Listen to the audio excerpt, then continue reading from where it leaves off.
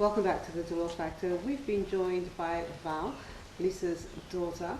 So thank you so much for being with us. Thank you. That's okay. Good. Now, how old are you? 12. Pretty in pink and blue. Down to everything, so coordinated. I meant to say that to you earlier. You look really lovely. Thank you.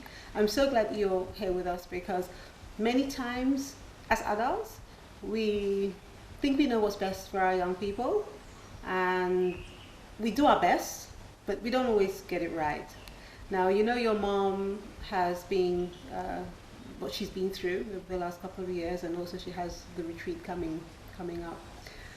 What would you say has been an eye-opener for you? How would you say, as you're growing up, what makes you feel that you would like to be respected, well-disciplined young lady? Well, I like what my mother's doing. Mm-hmm. At least she can be helping some women who are going through the stuff. And But do you think that it helps you in terms of when you hear what other women are going through? Do you sometimes think, I want to do something with my life so that I don't get into their situation? yeah, I would like to be respected. Mm-hmm. And do you know what you'd like to do in life? Yes. What's that? I would like to be a veterinarian. Ah, what reason? Is there a particular reason why?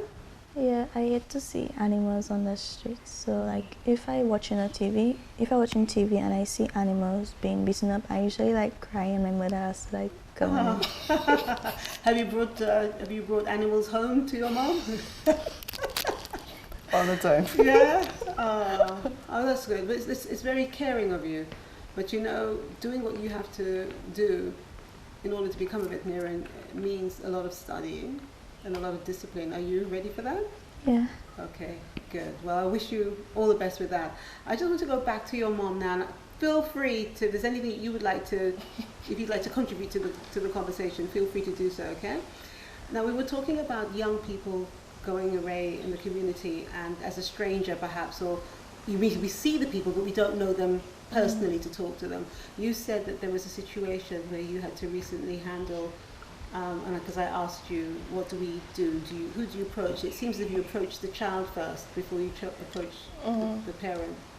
Okay, first of all, we have to understand that every human being is made up of two sets of genes, the father and the mother.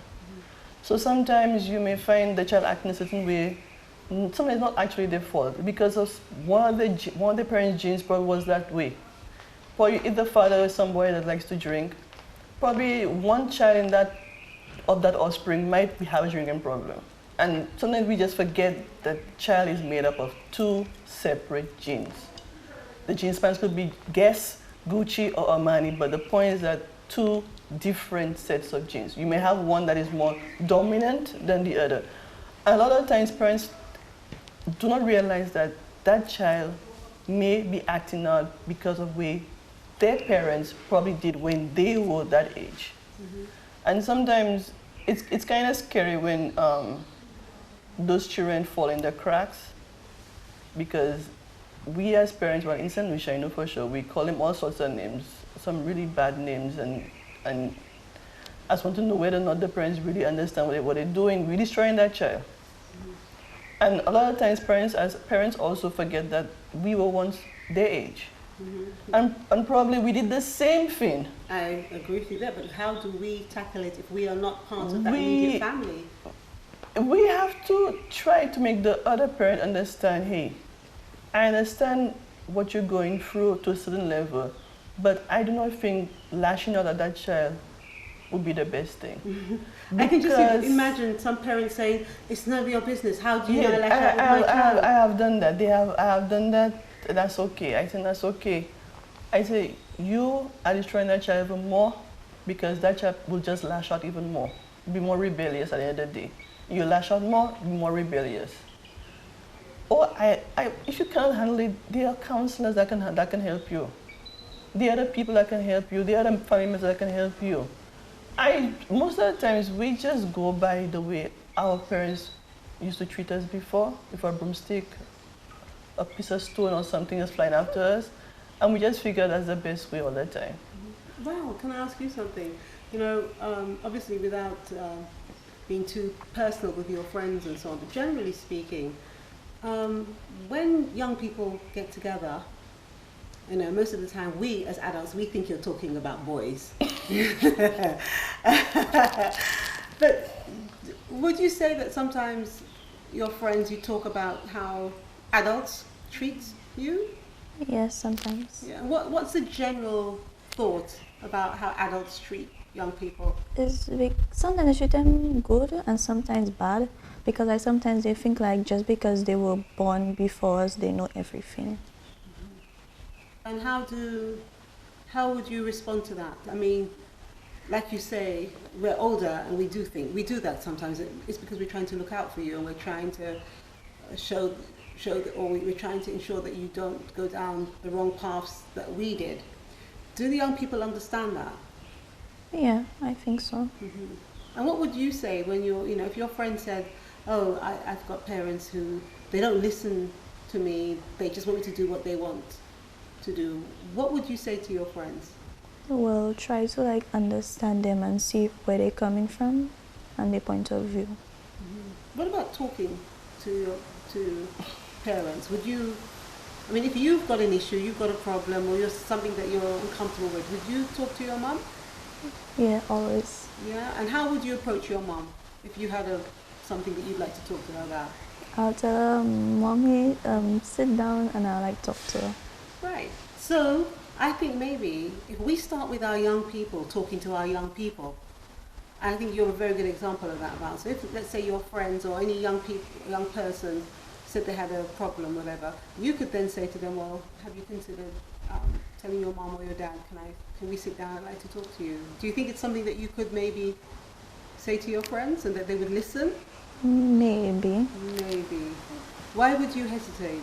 Why wouldn't you? Because sometimes the comments that our parents give, like it could be like in a harsh way and they wouldn't want to do it again.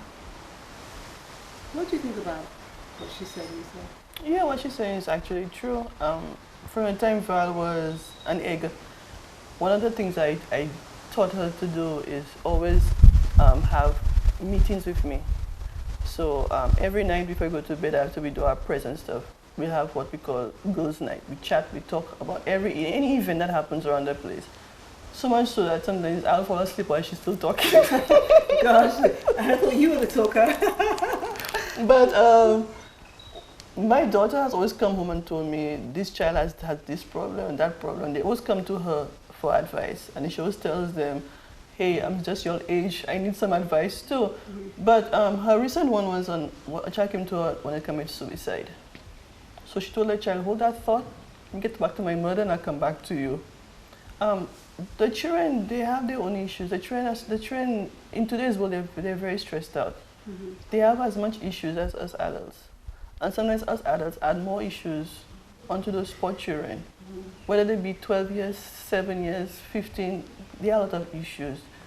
And they have... So our what we have to do now is recognize them and do something. And do something. Recognize them as human beings. Yes, they're children. But they also have the same issues and sometimes more issues than we as adults can contend with. Mm-hmm. I'm so sorry that we have to leave it here. But very, very quickly, tell us about your retreat. How can people get in touch with you for the next one? The next one is Saturday coming. You can call me at 584-0907. It is a corner of Leslie and Waterworks Road. You can just call me and I'll probably give you more information. Okay, great. All right, well, thank you so much, Lisa, for coming. And welcome. And the information will be on the Dolor Factor Facebook page. So make sure if you have any doubts in your mind about your life, if you want to help young people to ensure that they start mentally the right way in life, so you know what to do. Until next time, I'm Delia. Goodbye. God bless.